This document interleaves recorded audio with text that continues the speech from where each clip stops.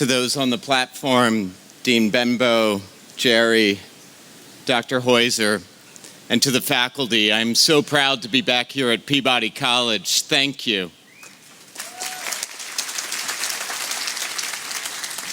And to you, the graduates, only 5 years ago I was in your seat, so this is a little scary.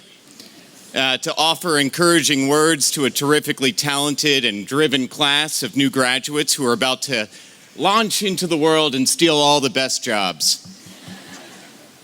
Seriously though, I do have one experience from my 2 years in a master's program here in Peabody which is applicable. During my time here, I helped to lead Project Pyramid, which is a graduate level service learning program. And I was engaged in 3 trips to Bangladesh to learn and study in a village called Berepoto. And on my 3rd trip to the village, I wanted to see what teacher education in Bangladesh was like. So I heard about a local teacher training college and I set up a visit. And when I arrived, the dean of the college, she treated me like a dignitary. She had me into her office. She gave me tea and biscuits, and she chatted with me for 45 minutes.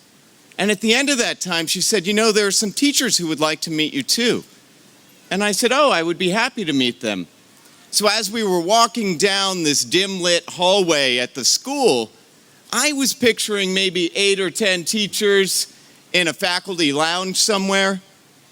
However, as the doors opened to the auditorium, there were 200 teachers and a faculty member standing at the podium saying, we will now hear from our distinguished scholar from Peabody College in America.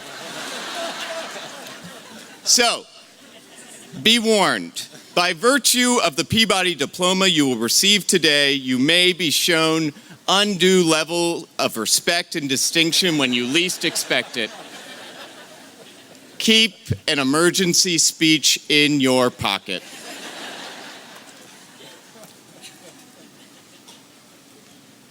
For all of my adult life, I have been reading the works of an American novelist, essayist, and theologian named Frederick Buechner. His books occupy an entire shelf at my home, and if you ever come by, I'm liable to reach for one and read you a passage. So even though we're here in this big tent under a rainy sky wearing some ridiculous robes, imagine yourselves as friendly visitors at my hearth in East Nashville. We're chatting about our favorite authors and our best ideas. The only catch in this conversation is I can't hear what you think, so I'll just have to imagine you're agreeing with everything that I say.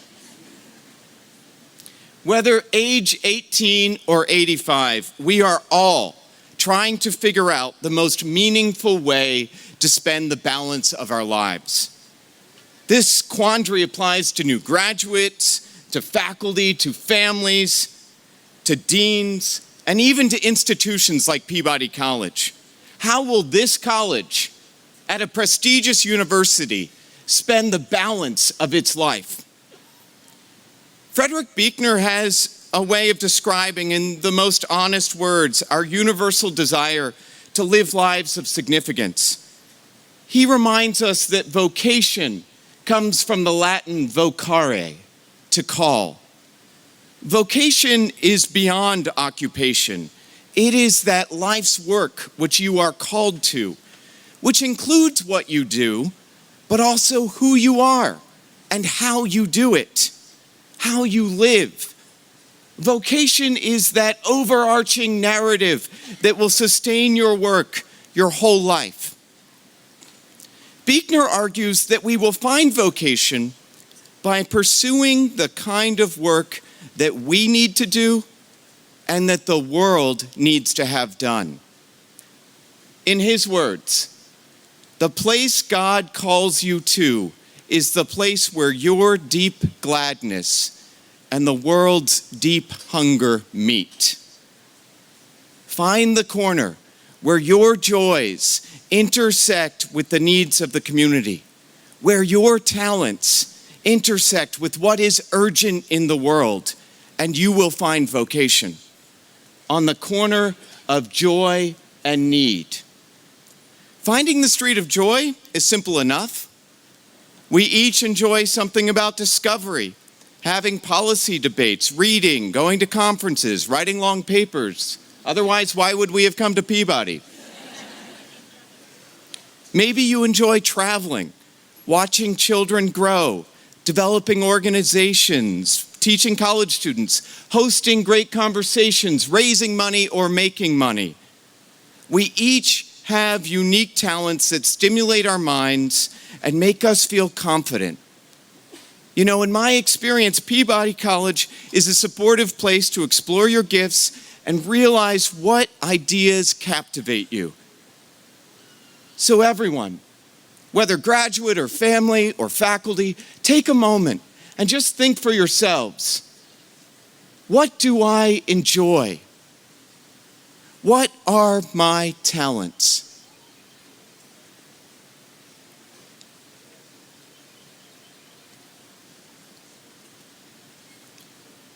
Remember, the journey of vocation is seeking out where these joys intersect with the needs of the world. And each of us knows plenty of urgent needs. In the US, only 26% of 12th graders are performing at or above proficiency in math. However, students in Tennessee sit at 17%. Reading proficiency is almost as troubling. Globally, there are 35 million people with HIV. Nearly 1 billion people still lack access to drinkable water. 1.2 billion people live on less than $1.25 a day. I could go on until we are all sick from sympathy and outrage. So, as you step out from this tent, take these questions with you. What do I see as a great need? What is urgent in the world? Vocation means daring to take our greatest gifts and share them with those who have greater needs. Vocation means risking our personal talents for the sake of the poor, in pursuit of justice, in the hopes of addressing the hungers of the world. Vocation means that a great college risks its resources and reputation by applying its gifts to solving ill-structured social issues both here in Nashville and around the globe. You see,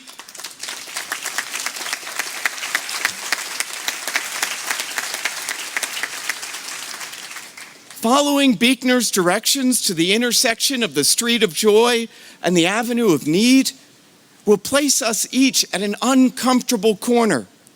And honestly, we would rather not live there. In fact, I would say the world would tell us not to live there. If you follow the social traffic, you will speed down the street of joy and pass by the avenue of need, glancing only briefly to lock your proverbial doors, maybe. The GPS will tell you to enter the freeway of status, financial success, stuff, personal fulfillment, Facebook likes, and US news reports. The signs of the highway say, pursue your dreams. Do what you love. Even the academy is sometimes susceptible. We are swept up in this undertow, pushing us to follow the most personal and finite line of inquiry, to find our knowledge corner and claim it. Publish on it, regardless of whether our joy in the knowledge intersects with the world's needs, or whether anyone outside the cloister reads what we write. This all of it begs one fundamental question. What is the purpose of our education? Is it to pad ourselves from the suffering of the world? Or is it to equip ourselves to step further into those places of suffering? Does our education here at Peabody dare us to live at the uncomfortable edge of what we enjoy? To be neighborly to need, even though that proximity is necessarily discomforting? Through the International Education Policy and Management program here, I came to know Amartya Sen's capabilities approach, which conceives of poverty as a deprivation of freedoms across multiple dimensions of life. Here at Peabody, I read and discussed transformational leadership, servant leadership, and the cultural dimensions of leadership. Here at Peabody, I explored the barriers of girls' education in completing school in Africa and the benefits for themselves, their families, and society of keeping them in school. Here at Peabody, I learned what social cohesion is and the role of schools in creating shared values, experience, and identity. I took great joys in what I learned. And 5 years ago, I set out from this same tent in search of a corner where my deep gladness intersected with the world's great hunger. For me, that search led to Western Kenya, to a place called Lwala. It is a rural corner for sure, some 27 hours commute from here, but one that has become a second home for my wife Jenna and me. We know people there and are known there. As we slept last night, my 16-year-old friend Mary Goretti woke up in Kenya, grateful to be a high school student. I've known Mary for 5 years, and I know how lucky she is to still be in school because Mary has faced obstacles on many sides. Her father Moses died of AIDS when she was 5. Her mother Leah has been living with AIDS for more than a decade. During 7th grade, Mary became pregnant and had a baby girl who she named Gift. As a teen mom, Mary had to leave middle school. By all accounts, Mary should have failed. But this morning, Mary woke up early and went to boarding school. She completed some homework and started her 10th grade classes. Right now, she's likely finishing dinner with her friends and regaling them with some funny story. Mary and her family have been wrapped in multi-dimensional community development programs by our organization. Her mom, Leah, has been receiving antiretroviral therapy for HIV at our hospital for 6 years, miraculously raising her hopes and her life expectancy. In 2010, Leah became a community health worker, leveraging her own story of resilience to convince others to seek health care. When Mary became pregnant, her mom, Leah, connected her to the hospital for prenatal care, a safe delivery, and access to contraception. When Mary wanted to return to middle school in 2012, she benefited from the same social support and scholarship items that 1,200 girls in the Lwala area receive every year from the Lwala Community Alliance. She also benefited from having a role model in her older sister, Winnie, who completed high school and is now one of the 160 Kenyans employed by our work. I see now how Peabody prepared me.